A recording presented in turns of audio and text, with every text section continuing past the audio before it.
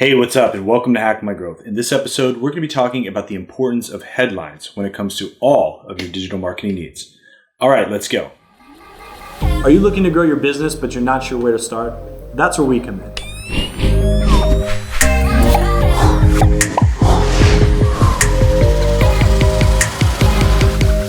Thanks for checking out this video. If this is your first time watching, or maybe you've been watching a while and you have not yet become a subscriber, please do so now. We would love to have you join our community. We create new content each and every week to help you get more out of your digital marketing initiatives. And don't forget to turn on the alert button. That way you know each and every time new content is posted to our channel. So as I said in this setup, we're going to be talking about headlines and really the importance of headlines. And a lot of what I'm going to be talking about, you can get much deeper if you check out this book. This is Ogilvy on advertising.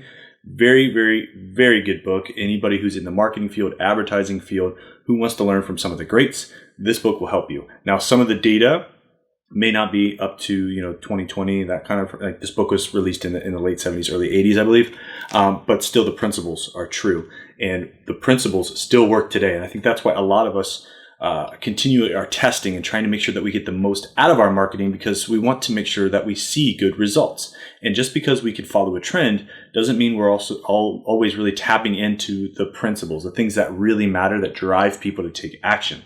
So why are headlines important? Headlines are typically associated with like ad copy, maybe more in the print world, where you would be talking about newspapers and magazine print ads and things of that nature. But as stuff has shifted online, headlines still play a big role. We see headlines in ads today still. This is our Google ads. This may be our social ads, any of the creatives that we're creating there, as well as the text and copy there. We also see them in blogs. Blogs, titles, those are pretty much a headline. It tells the reader what that piece of content is going to be about. SEO titles. Again, this can be seen as a headline. When you're looking at the search results, what is going to stand out? What are the users going to see, and what's going to cause them to take that direct action, the action that we want them to take visiting our website?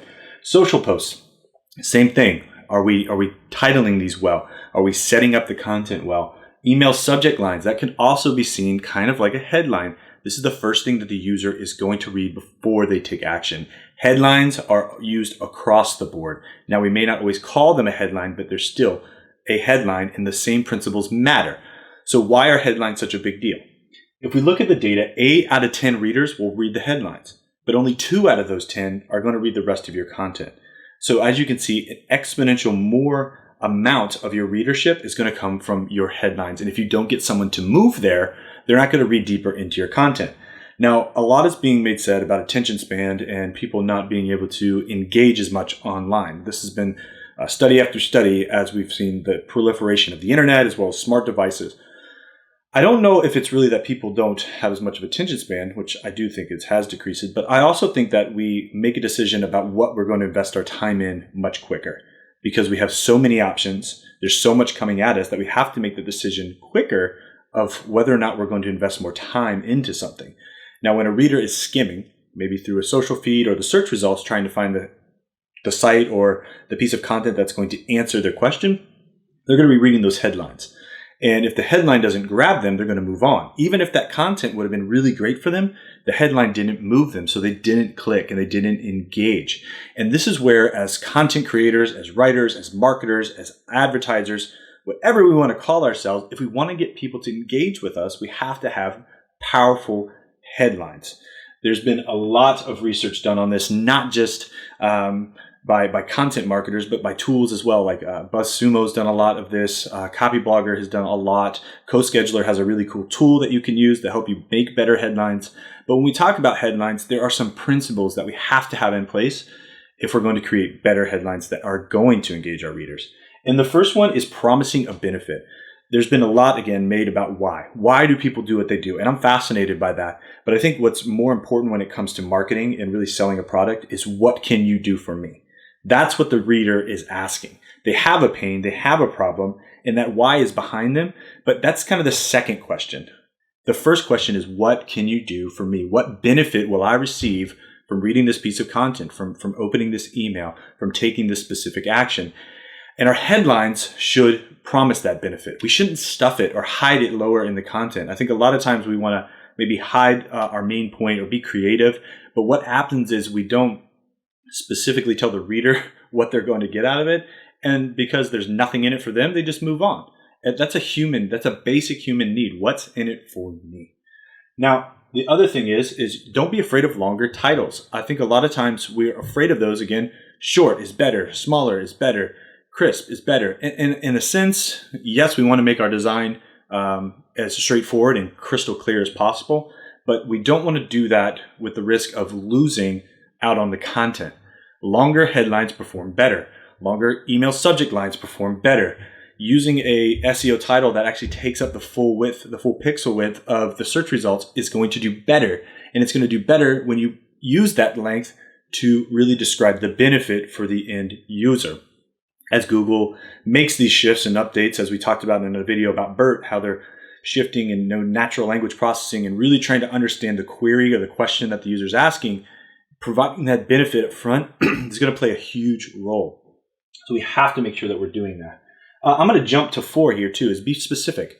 You're going to have this longer length to use, so be very specific about what your article is about. Don't be vague. Don't try to confuse or don't try to be too creative, but be very specific. This is what we're going to do. This is how we're going to provide value. This is how you're going to get more out of this piece of content, this video.